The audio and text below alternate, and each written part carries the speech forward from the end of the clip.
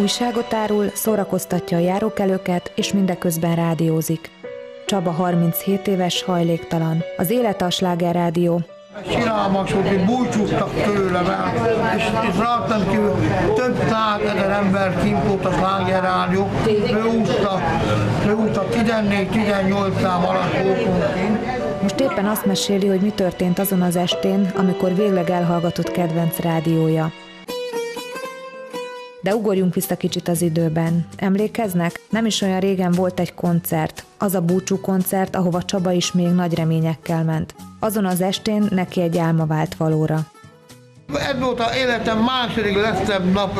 Csaba törzshelyén vagyunk, éppen készülődik a Szimpátia koncertre. Most tudja meg, hogy ma este találkozni fog kedvenc műsorvezető nőjével. Örömébe táncra pördül, és még egy dalt is elénekel. Happy birthday to you.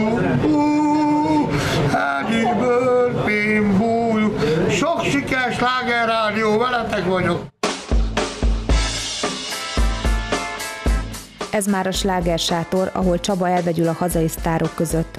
Látszólag még zavarban van, de hamarosan Vas Maja is megérkezik, aki oldja a feszültséget. Durván 9 éve kapcsolódtak a Slágerrádióba, és azóta folyamatosan még a munkámban is reggel 3 után 6 perccel megszólal egy kakas kukorékolás, addig csitam a Maját, meg olyan kellemes hangolva, és tudólag beszélni a telefon másik végével. De térjünk vissza november 18-ára.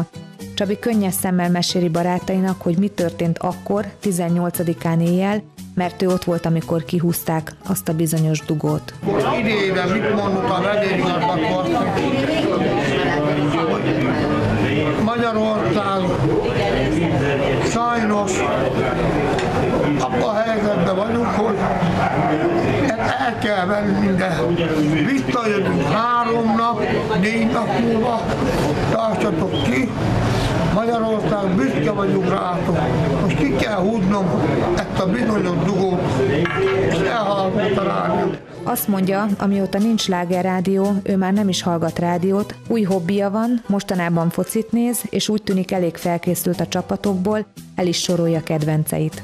Elepán csoport, parti, és hát a brazilokkal került össze, és éppen ez mondom, itt a Elepán csoport partinak ki kell esnie. És hogy hogyan néz egy hajléktalan tévét? Hát valahogy így. Most itt van a TV2-ben, itt jobban látom a foci BB-t, az Európa-bajnokságot, az U20-as mindig itt szoktam nézni. Mielőtt hazamenne, búcsúzóul elénekel nekem egy karácsonyi éneket, azt mondja, ez a kedvence. Boldog karácsony! Elkísérem őt, érdekel, hogy hogyan megy haza az, aki az utcán lakik, de mégis boldog embernek mondja magát. Csaba éppen azt mutatja, hogy ez itt mind az övé, a friss levegő, a hajók, a szép kilátás, és a legfontosabb, hogy minden augusztusban a legjobb helyről nézheti a tűzijátékot. És hogy vannak-e még álmai? Szeretném valahogy megváltoztatni, ez nem állapot. Most vagyok 37 évesen, ennyit tudok elmutatni.